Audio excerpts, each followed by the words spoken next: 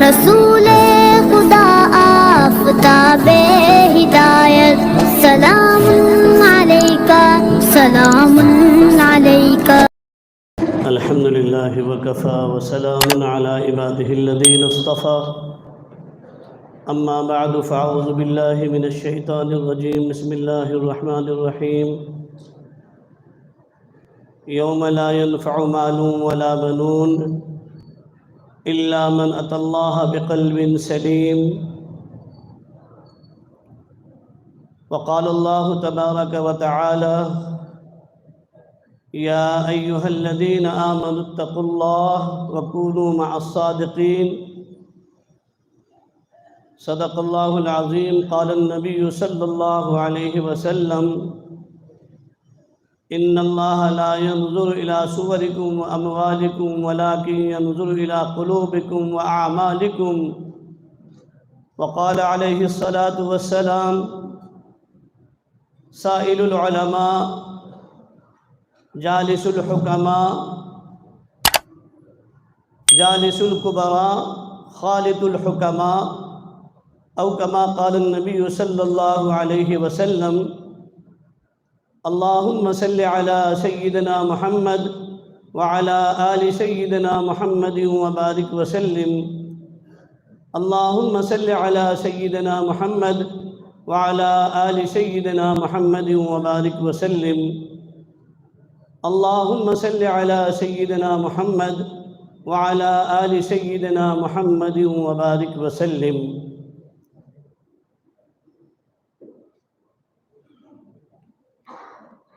ہر ابتدا سے پہلے، ہر انتہا کے بعد، ہر ابتدا سے پہلے، ہر انتہا کے بعد، ذات نبی بلند ہے ذات خدا کے بعد۔ کہہ دو محمد صلی اللہ علیہ وسلم۔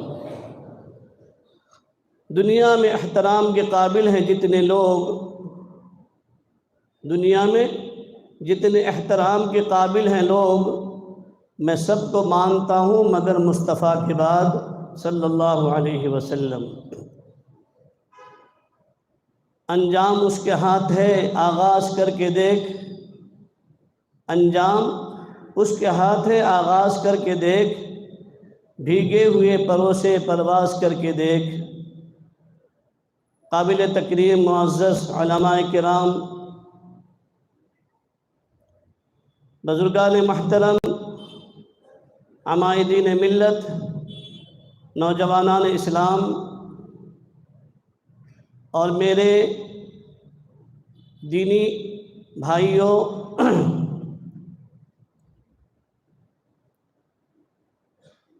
اللہ کے فضل و کرم سے آج آپ سب کا یہاں پر تیسرا دن ہے۔ اعلان کے مطابق اصلاحی و تربیتی اجتماع 23، 24، 25،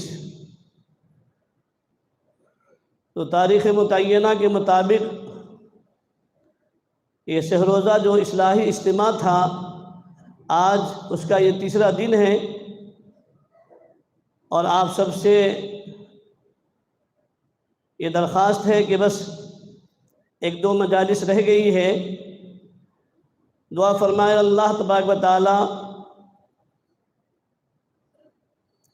عافیت کے ساتھ، سہولت کے ساتھ اس پروگرام کو پائے تکمیل تک پہنچائے، اور بارہا ہمیں ایسی مجالس کے انعقاد کی توفیق نصیب فرمائے۔ اس لیے کہ جب ہمارے علاقے میں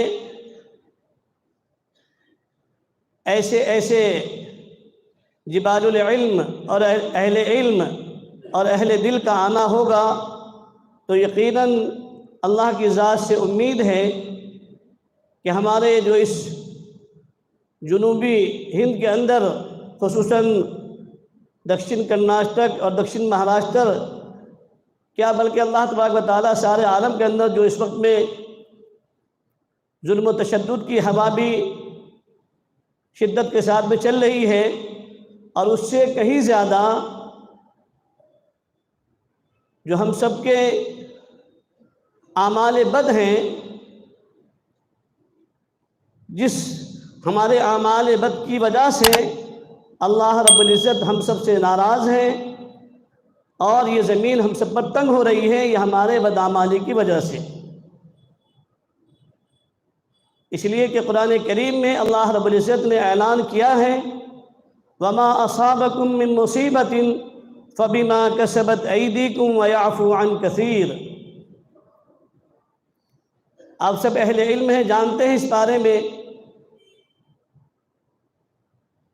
تو اس وقت میں دنیا کے اندر جتنا بھی بگاڑ ہے، جتنی بھی خرابیاں ہیں، چاہے وہ ہماری سوسائٹی کی خرابی ہو، معاشرے کی خرابی ہو، مساجد میں خرابی ہو، مدارس میں ہو، گھروں میں ہو، میاں بیوی میں ہو، بھائی بہن میں ہو، ساس بہو میں ہو، نند بھاوج میں ہو، پڑوسن میں ہو، جہاں کہیں بھی ہو،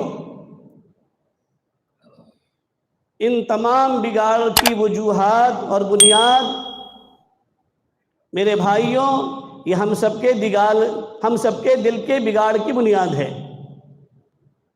کہ ہم سب کا دل بگڑا ہوا ہے، اس لیے دنیا میں بگاڑ ہے۔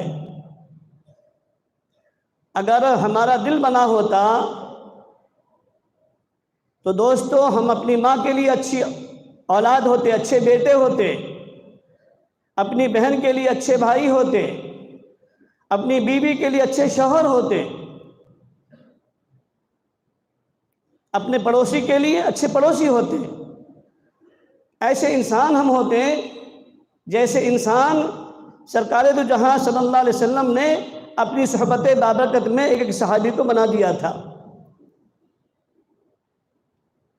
کیسے وہ انسان بن گئے تھے میرے بھائیوں؟ جہاں گئے ادھر ہی چمکے۔ ایک صحابی نے ایک علاقے کے اندر انقلاب برپا کیا۔ وہ کون سی صفت تھی؟ کس نے بنایا تھا؟ کن کی صحبت میں بنے تھے؟ صحابی کو صحابی اسی لیے کہا جاتا ہے دوستوں کہ رحمت دو عالم صلی اللہ علیہ وسلم کی صحبت بابرکت میں ایک صحابی کو اللہ کے نبی نے کندن بنا دیا تھا، نمونہ بن گئے تھے، آئیڈیل بن گئے تھے، سیمپل بن گئے تھے۔ پھر جدھر گئے، جہاں گئے، پورے علاقے کے لیے ہدایت کا ذریعہ بن گئے۔ ان کی زندگیوں کو دیکھ کر لوگوں میں انقلاب آیا اور پھر انہوں نے شراب نوشی سے، کبائر اور صغائر گناہوں سے تائب ہو گئے، رجوع اللہ ہو گئے اور ایسے انسان بن گئے کہ پھر دنیا کی نظیر، دنیا اب جو ہے نا ایسی نظیر پیش نہیں کر سکتی دوستو۔ ہم سب کو بھی ایسے ہی بننے کی ضرورت ہے، اسی لیے ایسی مجالس کی ضرورت ہے، اور ایسی مجالس میں آنے کا مقصد بھی ہمارا اصل میں یہی ہے کہ ہم ایک اچھے انسان بن جائیں۔ ہمارے حضرت جی پیر صاحب دامت برکاتہم، اللہ ان کی عمر کو دراز فرمائے اور صحت کاملہ عاجلہ دائمہ مستمرہ عطا فرمائے، ان کو عمر نوح عطا فرمائے، اور حاسدوں کے حسد سے، شریروں کی شرارت سے، فتنوں کے فتنوں سے اللہ ان کے اہل خانہ کی حفاظت فرمائے، اور دوستوں کی شکل میں دشمنی کرنے والوں سے اللہ ہمارے حضرت جی کی بھی اور ان کے اہل خانہ کی اور تمامی ایسے اہل دل کی اللہ حفاظت فرمائے۔ آستین کا سانپ بہت بیکار ہوتا ہے۔ ہمارے استاد دارالعلوم دیوبند کے اندر ایک شعر فرمایا کرتے تھے ہمیشہ، میرے دوستوں سے پوچھو شہ انجمن میں رہ کر، میرے دوستوں سے پوچھو شہ انجمن میں رہ کر، وہ مجھی کو ڈستے ہیں میری آستین میں پل کر۔ آستین کا سانپ آستین والوں کو چاپتا ہے۔ آج کے سالکین سلوک کی لائن سے شیخ کو تکلیف پہنچاتا ہے نا؟ آج دل نہ بننے کی وجہ سے ایک شاگرد اپنے استاد کو، اپنے مربی کو ڈسنے والا سانپ اور بچھو بن جاتا ہے۔ آپ نے سنا تھا دیکھا بھی ہوگا، اہل علم جانتے ہیں، حضرت شیخ یونس صاحب رحمۃ اللہ علیہ کتنی بڑی شخصیت تھی، کس نے ان پر سحر کیا تھا؟ کرنے والا شاگرد ہی تھا، ہے نا؟ جو بھی ہو، بہرحال ہر جگہ پر یہ چیز دیکھنے کو ملتی ہے۔ اللہ اسے ہم سب کی حفاظت فرمائے۔ عزتوں کا دینے والا اللہ ہے، ہم اس کے حامل ہیں، ہم پڑھتے ہیں وَتُعِزُّ مَن تَشَاءُ وَتُذِلُّ مَن تَشَاءُ، باوجود ہے کہ ہمارے دلوں کے اندر اس سے حسد ہوتی ہے، کینہ ہوتا ہے، اس کو عزت کیوں مل گئی، ہے نا؟ یہ اتنا بڑا انسان کیوں بن گیا، یہ اتنا بڑا دولت والا کیوں بن گیا، یہ قاری قرآن کیوں بن گیا، یہ حافظ قرآن کیوں بن گیا، یہ عالم دین کیوں بن گیا، یہ اتنی بڑی پراپرٹی کا مالک کیوں بن گیا؟ اور اللہ نے دینا تھا تو اسی کو اکیلے کو کیوں دیا، مجھ کو کیوں نہیں دیا؟ دیا ہے تو دینے کے بعد میں اگر کسی اہل ایمان کے پاس میں دولت ہے، ثروت ہے، وجاہت ہے، تو دوستو دیکھنے کے بعد ہماری آنکھیں خوش ہونی چاہیے، اور ہم باری تعالیٰ کی بارگاہ میں، ہے نا، ہمیں دعا کرنی چاہیے کہ اللہ تو نے فلاں میرے ایمان والے بھائی کو، اپنے بندے کو دیا ہے، اللہ مجھے بھی دے، اس کو بھی خوش رکھ، مجھے بھی خوش رکھ، مجھے بھی کسی کا محتاج نہ بنا، اپنے در کا سائل بنا، غیر اللہ کے در سے میری حفاظت فرما۔ لیکن آج یہ چیز ہمارے دلوں کے اندر نہیں ہے دوستو، تو دلوں کے بگاڑنے تمام معاشرے کے اندر جتنے بھی ہی، چاہے وہ ہمارا گھریلو معاملہ ہو، ہے نا، دکان والا معاملہ ہو، آفس والا معاملہ ہو، نوکری والا معاملہ ہو، کسی بھی معاملے کے اندر ہم سیدھے نہیں ہیں، ہر جگہ پر اور ہر شعبے میں بگاڑ ہے۔ اس کی واحد وجہ کہ دل بگڑا ہوا ہے، اور اسی دل کے بگاڑ کو ختم کرنے کے لیے، دل کو صحیح بنانے کے لیے دوستو ہم سب یہاں پر آئے ہوئے ہیں۔ اللہ ہم سب کے دل کی اصلاح فرما دے اور ہم سب کو صحیح انسان بنا دے، ایسا انسان کہ ہم اللہ کو پسند آ جائیں۔ ہمارے حضرت جی دامت برکاتہم ہمیشہ ہر دعا میں فرماتے اللہ مجھے ایسا انسان بنا دے کہ اللہ آپ کو پسند آ جاؤں اور آپ کے نبی کا غلام بن جاؤں، ہم سب کو ایسا بنا دے۔ ہمیں بھی دعا کرنی چاہیے دوستو، کریں گے انشاءاللہ؟ اللہ ہم سب کو ایسی دعائیں کرنے کی توفیق عطا فرمائے۔ لیکن دوستو دعا بھی سیکھنے سے آتی ہے۔ ہمارے حضرت جی پیر صاحب دامت برکاتہم فرماتے ہیں ایک ہے دعا کا کرنا، ایک ہے دعا کا پڑھنا، ایک ہے دعا کا مانگنا، اور ایک ہے دعا کا لینا۔ ایک ہے دعا کا پڑھنا، مثال ڈاکٹر نے آپ ڈاکٹر کے پاس میں گئے، آپ کو ڈاکٹر نے آپ کی نبض کو چیک کیا، بخار کس ٹمپریچر کا ہے، اس کے مطابق دوا تجویز کی، ہے نا، تفصیل لکھا، لکوڈ والی دوا لکھی، اب پرچی آپ کے ہاتھ میں دے دی کہ بھائی یہ میڈیکل سے لے لو،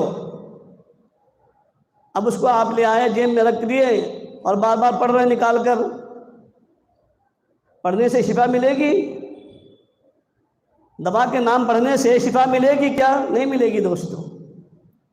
آپ کو چل کر وہاں اس میڈیکل سے جا کر دوا لینی پڑے گی، اور پھر اس کے بعد میں اس کو پیٹ کے اندر ڈالنی پڑے گی، ہے نا، جب جا کر آپ کو اس سے شفا ملے گی۔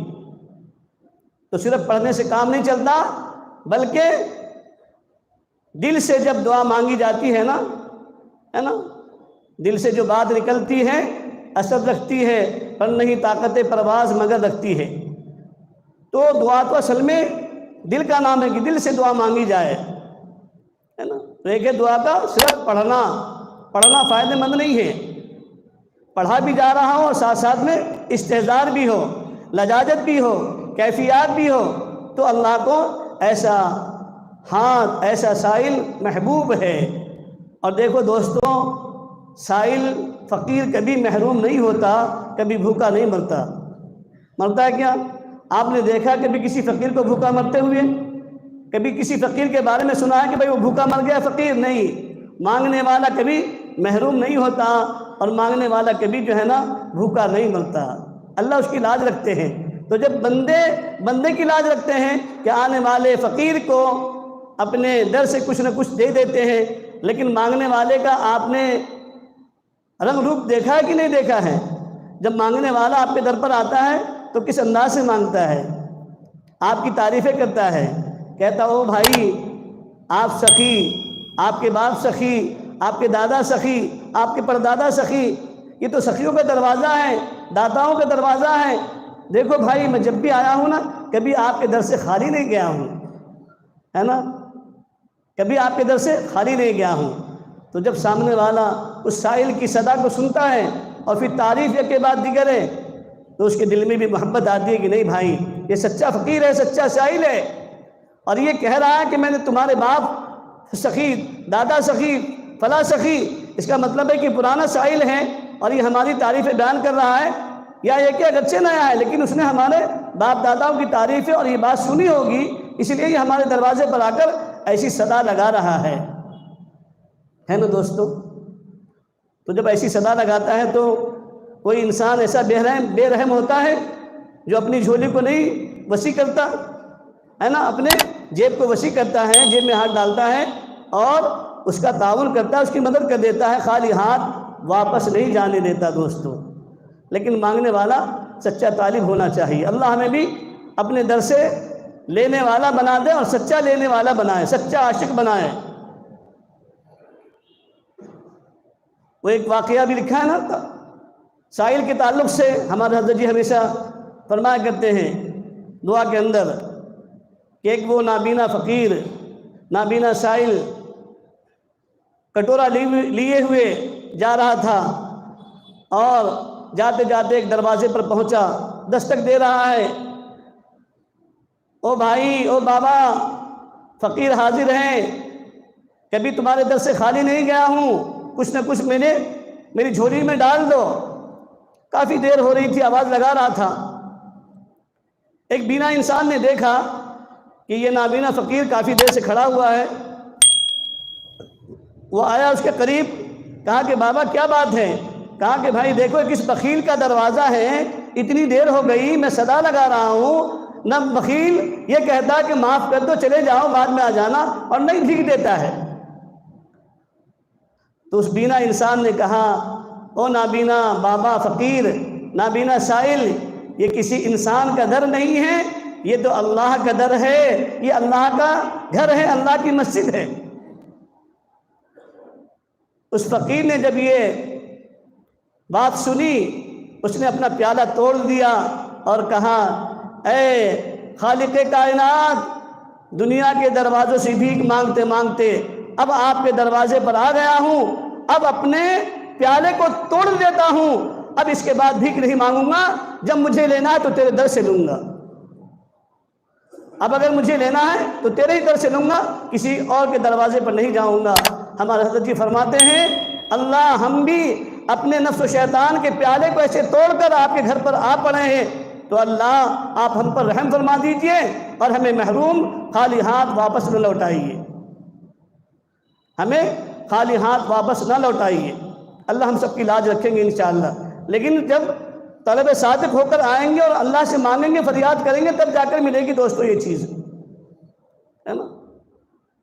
تو آج ہمارے دلوں کے بگاڑ کی بنیاد پر جو ہے نا دوستو، سارے شعبے میں بگاڑ ہیں، گھروں میں بگاڑ، دکانوں میں بگاڑ، بازاروں میں بگاڑ، سب بگاڑ ہمارے دلوں کے بگاڑ کی وجہ سے ہے، اور دل بگڑا ہوا ہے تو ہماری آنکھیں بگڑی ہوئی ہے، ہمارے کان بگڑے ہوئے ہیں، ہماری زبان بگڑی ہوئی ہے، ہمارا نفس بگڑا ہوا ہے، ہمارے ہاتھ اور پاؤں بگڑے ہوئے ہیں، ہے نا۔ اس پر ہمارا کنٹرول نہیں ہے، بلکہ ہماری آؤٹ آف کنٹرول گاڑی چل رہی ہے دوستو، ہے نا۔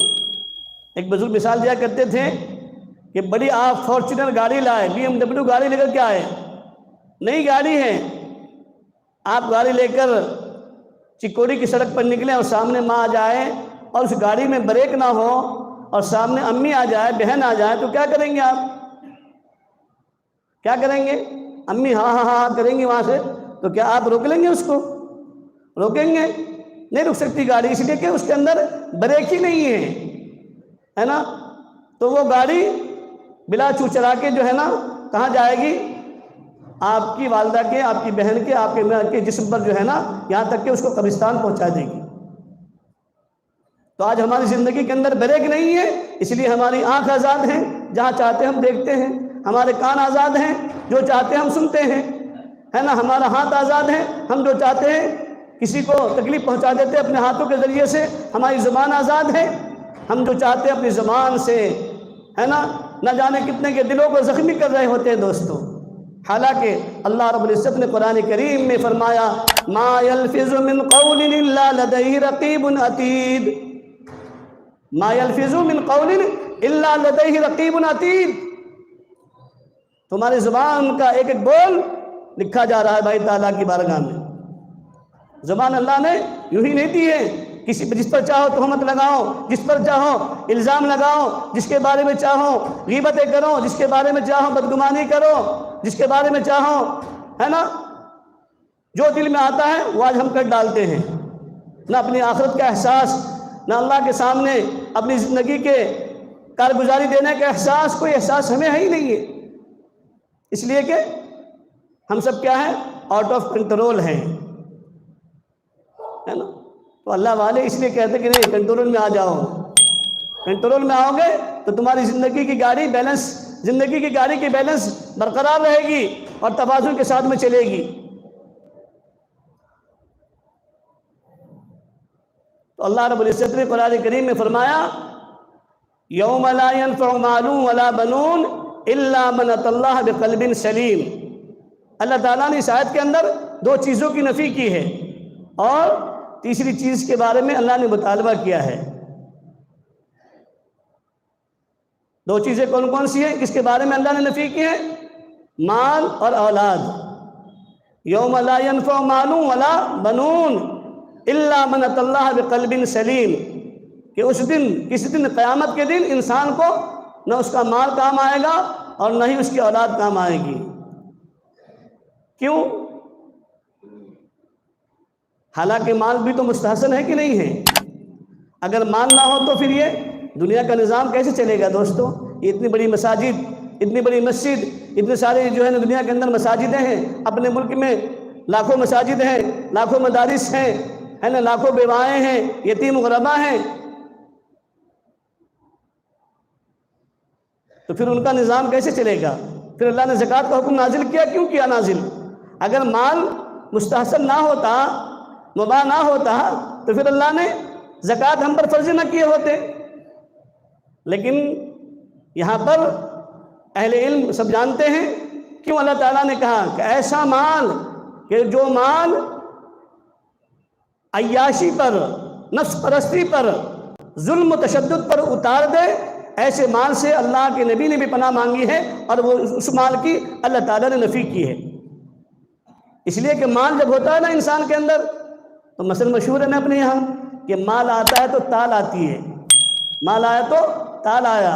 کیا بولتا ہے؟ ارے معلوم ہے کیا، میرے پاس میں اتنا بڑا سرمایہ ہے، کروڑ پتی ہوں میں، ارب پتی ہوں، میری طرف انگلی نہیں اٹھانا۔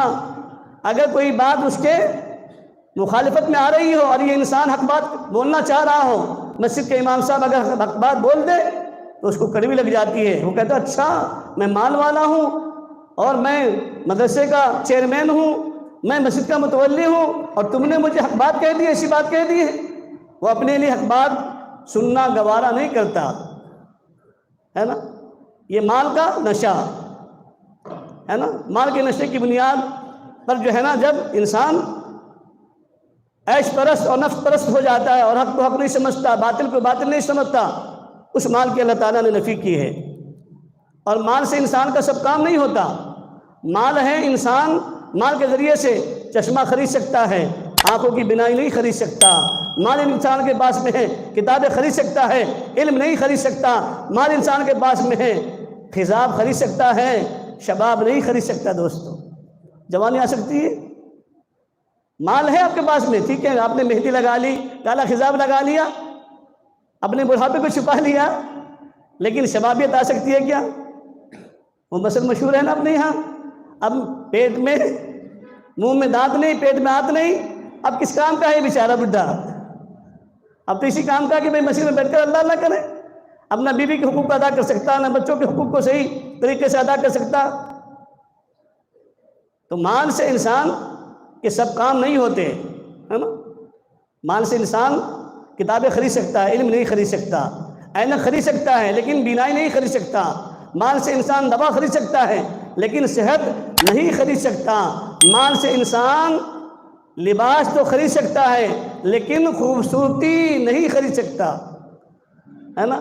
آج تو دیکھو کیسے کیسے میک اپ آ گئے ہیں، اب تو لڑکے بھی میک اپ لگا رہے ہیں، لڑکیاں بھی لگا رہی ہیں، اور شادی کے موقع سے، منگنی کے موقع سے تو الامان والحفیظ، ایسے میک اپ آ گئے ہیں اور ایسے کریم پاؤڈر آ گئے ہیں کہ لڑکا بھی کالا ہو کر جو ہے نا سامنے والے کو کیا کر دیتا ہے۔ فیس بک کا زمانہ ہے نا، فیس بک کا زمانہ ہے، انسٹاگرام کا زمانہ ہے، تو اپنے آپ اللہ نے اس کو حجر اسود بنایا ہے اور یہ اپنے آپ کو ابیض بنا کر پیش کرتا ہے۔ ایک واقعہ ہمارے نام نہیں بتاؤں گا ورنہ کل کو پھر سب لوگ جو ہے نا زد و کوب کرنے لگ جائیں گے مجھے، اور کہیں ایسا نہ ہو کہ بیان کے بعد ہی جو ہے نا ذرا بے کی مثال میرے اوپر پیش کرنا شروع کر دیں۔ سن بھی رہا ہوگا شاید وہ آن لائن پر یہ گفتگو، وہ بیچارہ عجیب، بھئی یہ تو قدرت کی جو ہے نا دین ہے نا، اللہ نے کسی کو کالا بنا دیا، کسی کو گورا بنا دیا، ہے نا، کسی کے دانت اونچے کر دیے، کسی کے جو دانت لیول میں کر دیے، برابر کر دیے، یہ تو سب اللہ کی قدرت ہے، اللہ کی مشیت ہے، اللہ نے بنایا ہے نا۔ اور اللہ نے کسی کو بیکار بنایا ہے کیا؟ بدصورت بنایا نہیں، اللہ تعالیٰ نے خود کہا لقد خلقنا الانسان فی احسن تقویم، اللہ کہہ رہے ہیں، تو اللہ تعالیٰ نے کسی کو بدصورت نہیں بنایا ہے، لیکن یہ تو کہ تم اپنی تمام تر حقیقت کو چھپا کر جو ہے نا اللہ کی گویا کہ خلقت میں تبدیلی پیدا کر کے سامنے والے کی رضا چاہتے ہو، کیسے ہوگا؟ اب ایسے ہی ہوا کہ اس نے جو ہے فیس بک کے ذریعے سے سامنے والے کو بھیج دیا اور وہ بھی اس پر عاشق ہو گئی، اور جب بات آئی ملنے کی یا جو سامنے منگنی تک کی بات آئی تو معاملہ الٹا نکلا، اس نے کہا السلام علیکم، ہمیں نہیں چاہیے تم جیسا شوہر، ہمیں نہیں چاہیے۔ فیس بک پر تو کچھ اور تھا اور سامنے حقیقت کچھ اور آئی۔ تو زمانہ دوستو آج ایسا ہے، دور ایسا ہے نا، تو انسان مال کے ذریعے سے کریم خرید سکتا ہے، شیمپو خرید سکتا ہے، لیکن خوبصورتی اور سیرت کو نہیں خرید سکتا۔ سیرت تو اللہ تعالیٰ نے بنائی ہے، صورت اللہ نے بنائی ہے، اور اگر بگاڑنے کی کوشش کرتا ہے تو اس کے لیے اللہ تعالیٰ نے قرآن میں اعلان کر دیا ہے لا تبدیل لخلق اللہ۔ ہاں، اللہ نے تم کو اتنا اچھا بنایا ہے، اس کے باوجود بھی تم کیا کر رہے ہو؟ اس کے چہرے مہرے کو بگاڑتے ہو، اللہ کے سامنے گویا کہ اللہ کی غیرت کو چیلنج کر رہے ہو، اللہ کی تخلیق کے اندر تم بدلاؤ پیدا کر رہے ہو۔ آج یہ ہمارے معاشرے میں، ہماری سوسائٹی میں، بچوں میں بھی، لڑکوں میں بھی، لڑکیوں میں بھی یہ بات چل پڑی ہے دوستو کہ آج ہمارے نوجوان، نئی نسل کے لڑکے جو نوجوان ہیں، آج ان کے ہیئر کٹ جو ہیں، معاف کرنا، ہیئر کٹ کس رخ پر ہمارے بچے جا رہے ہیں، کیسی کیسی ان کی بال کی کٹنگ ہو رہی ہے، جس بات کے بارے میں اللہ کے نبی علیہ السلام نے فرمایا کہ اللہ کی لعنت ہے ایسی کٹنگ کے اوپر، اللہ کے رسول کی لعنت ہے ایسے بالوں کو کٹوانے پر۔ اور وہ بال جس کو ہمارے مشائخ نے نام دیا ہے، ہمارے ایک اللہ والے کہنے لگ گئے کہ یہ بال کٹ نہیں ہے، ہیئر کٹ نہیں، بلکہ خنزیر کٹ ہے، سور کٹ ہے یہ بال، اس لیے کہ دیکھو اس کے کیسے رہتے ہیں، نیچے بدن پر بال چھوٹے اور سامنے ریڑھ کی ہڈی پر کیسے بال رہتے ہیں، سامنے کیسے بال رہتے ہیں۔ مشابہت ہو رہی کہ نہیں ہو رہی ہے؟ ہماری نسلوں کی مشابہت اس سے ہو رہی کہ نہیں ہو رہی دوستو؟ اور میرے آقا صلی اللہ علیہ وسلم نے کیا فرمایا؟ من تشبہ بقوم فہو منہم۔ آج ہماری بچیاں اس پہ جا کر سیلون کے اندر جا کر جو ہے نا شادی سے پہلے، منگنی سے پہلے یہاں کی کٹنگ، بھووں کی کٹنگ، بال کی کٹنگ، الامان والحفیظ، حرام ہے، حرام، اللہ کی لعنت ہے ایسے لڑکوں پر بھی، ایسی لڑکیوں پر بھی۔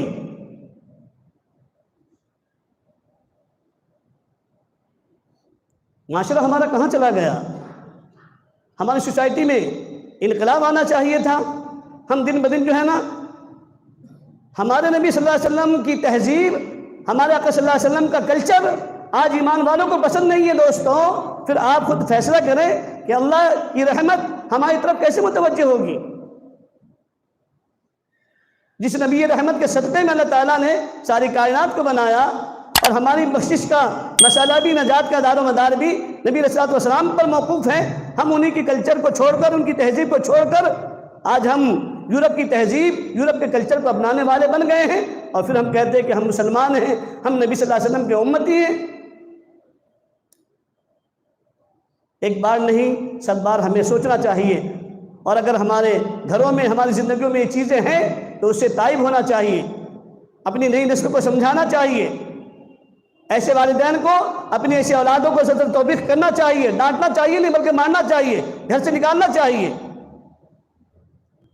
آج ہم اپنے اولادوں کو خوش کرنے کے لیے اللہ اور اللہ کے رسول صلی اللہ علیہ وسلم کی نافرمانیوں کو اپنے ہاتھوں سے دیکھ رہے ہیں، ان کی سنتوں کو چھوٹتا ہوا اپنے آنکھوں سے دیکھ رہے ہیں، اس کے باوجود آج باپ بھی خاموش ہے، ماں بھی خاموش ہے، اور پھر یہی ہوتا ہے آگے چل کر کہ جن اولادوں کو خوش کرنے کے لیے ہم نے اللہ اور اللہ کے رسول صلی اللہ علیہ وسلم کے طریقے کو، ان کی سنتوں کو پامال کیا بچوں نے، اور ہم خاموش بیٹھے رہے، کل آنے والی وہی نئی نسل، وہی اولاد ماں باپ کو ورلڈ ہاؤس روم میں پہنچا رہی ہے۔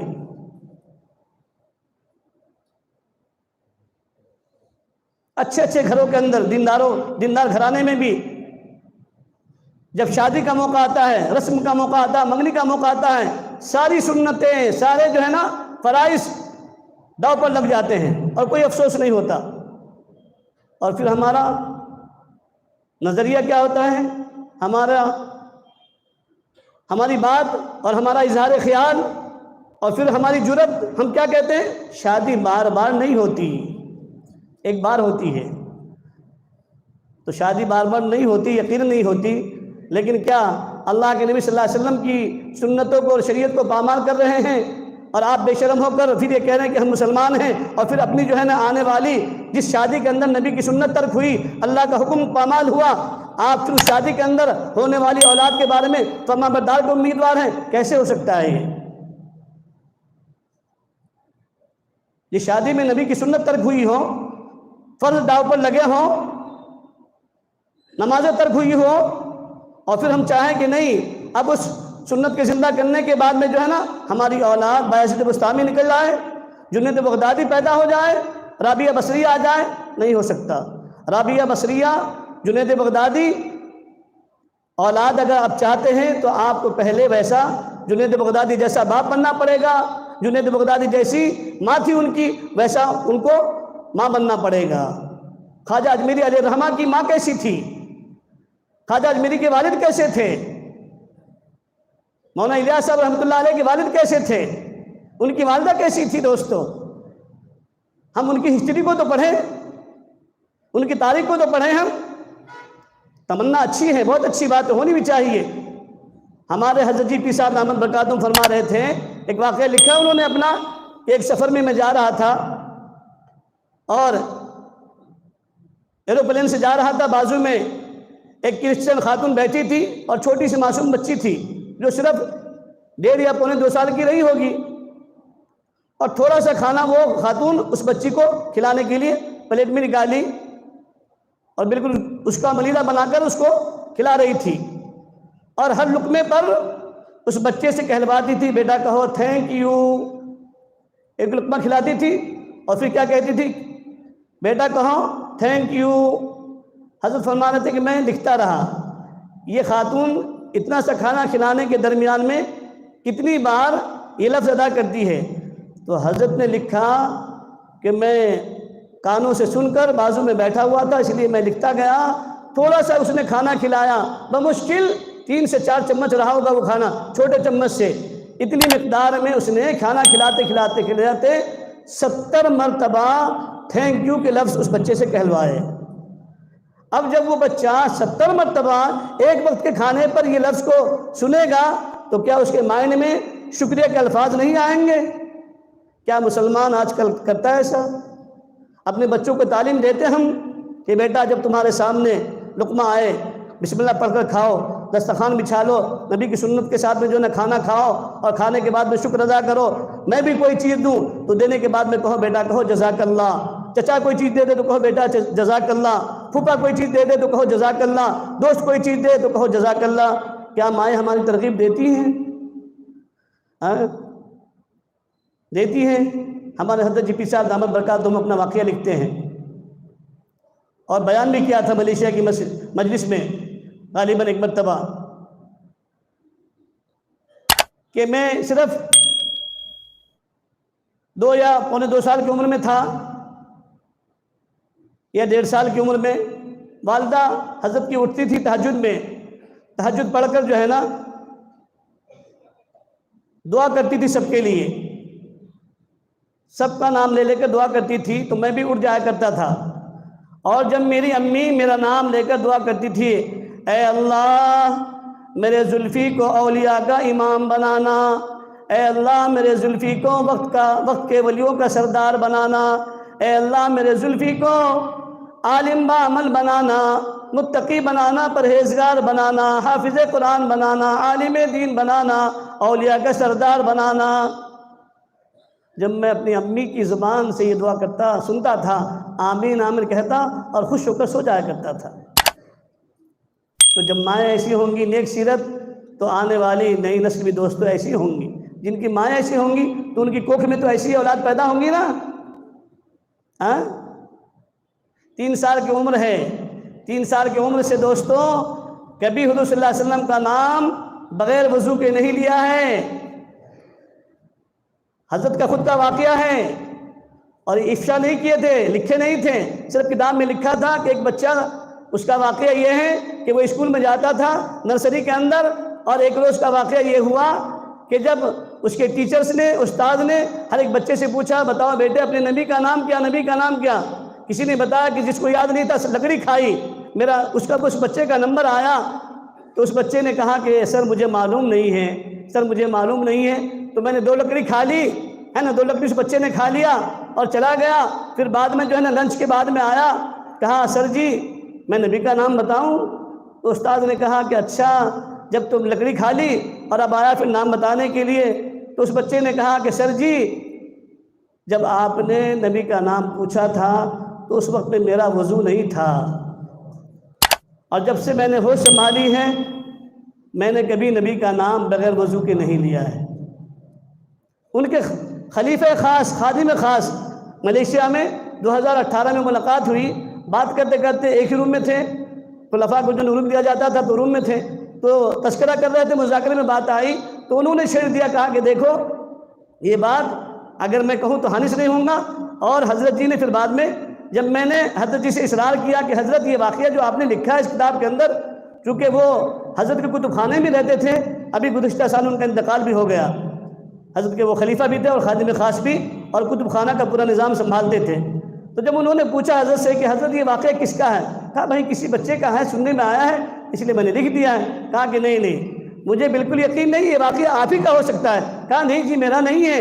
میں نے کہا آپ پھر قسم کھا لیجئے اپنی امی کی، اپنے ابا کی، یا فلاں کی، قرآن کی، تب میں یقین کروں گا۔ مجبوراً حضرت سے کہلوایا انہوں نے، حضرت فرمایا آخر میں کہ ہاں یہ واقعہ میرا ہی ہے۔ میں نے دوستو جب ماں ایسی ہوتی ہے، باپ ایسے ہوتے ہیں، ان کی کوکھ میں ایسی اولاد جنم لیتی ہے دوستو، ہے نا۔ ایسے اپنے معاشرے کو کرنے کی ضرورت ہے، اپنی سوسائٹی کو بنانے کی ضرورت ہے، نسلوں کی تربیت، اولادوں کی تربیت ایسی کرنے کی ضرورت ہے نا۔ 3 سال کا بچہ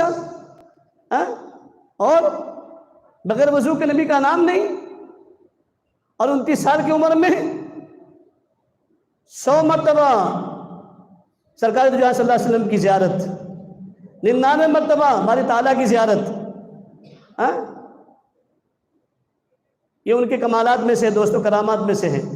ایسے ان کے کمالات اور کرامات کو تو حضرت خود بولتے ہیں کہ بھائی اللہ کے بندوں کو اللہ سے ملواؤ، ہے نا، میرے واقعات کو بیان نہیں کیا کرو، لیکن بہرحال ہمارا حق بنتا ہے، اور کیسے نہ بیان کریں، اس لیے کہ امت آئیڈیل چاہتی ہے، نمونہ چاہتی ہے۔ حضرت خواجہ اجمیری نے اپنی ماں سے یہی تو کہا تھا، امی جان میں جب جہاں جاتا ہوں، جدھر جاتا ہوں، لوگ جھک در جھک آتے ہیں اور میرے ہاتھ پر توبہ کرتے ہیں، ہے نا، بیعت کرتے ہیں، ایمان میں داخل ہوتے ہیں۔ امی آخر کیا معاملہ ہے؟ ماں نے کیا کہا تھا؟ بیٹا معین الدین اس میں تیرا کوئی کمال نہیں ہے۔ اجمیری سلسلے کے دیکھو حضرت آ گئے ہیں، اب انشاءاللہ وہ جلوہ افروز ہوں گے تھوڑے ہی وقت میں۔ تو حضرت خواجہ صاحب کی والدہ نے کہا کہ بیٹا معین الدین، اس کے اندر تیرا کوئی کمال نہیں ہے۔ بیٹا بھی وہ کون تھے؟ معین الدین تھے۔ بیٹے نے بھی کہا ہاں امی یقیناً میرا کوئی کمال نہیں ہے، کمال آپ ہی کا ہے، لیکن بتائیں تو صحیح تاکہ امت کے سامنے کبھی میں ترغیب کے طور پر اور تحدیث بالنعمت کے طور پر اس بات کو پیش کیا کروں، واقعے کو رکھا کروں۔ ماں نے کہا بیٹا معین الدین، جب تم میرے وطن میں تھا اللہ سے دعا کرتی تھی اللہ جو تم مجھے اولاد دے تو اس کو عالم بنانا، حافظ بنانا، دین کا داعی بنانا، شہدائی بنانا اور ولیوں کا سردار بنانا۔